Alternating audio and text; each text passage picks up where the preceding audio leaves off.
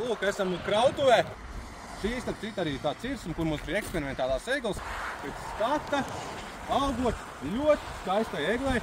Mēs viņu nozaģējam un redzam, ka viņai ir visādas vainas. Pārsvarā tie ir ārēji defekti un cietā trupe, dažādi zilējumi, iekrāsojumi, respektīvi visas tās lietas, kas neļauj viņam būt baļķi.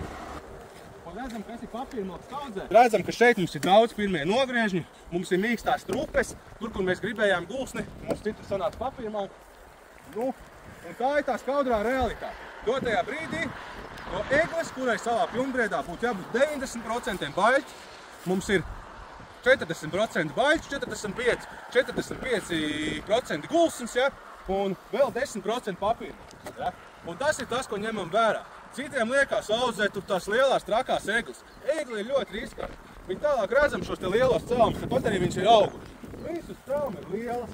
Tad mēs redzam, te parokās visādi cilvēciņi, atsacās slūk šitajās vietās, visur tiek iekšā gaiss, egle kustās un viņai tā trupe piemetās. Un vai jārēķinās. Tāpēc egles 80 gadu ciršanas vecums, labi, varam paaudzēt ilgāk, atkarībā no ciršanas apstākļiem, bet nevajag domāt, ka tie cilvēki ar tam 120 gadīgajiem eglēm audzētajām, un tā viņi tur trasta to trako cenu, bet faktiski mežā viņiem ir šitāds te materiāls.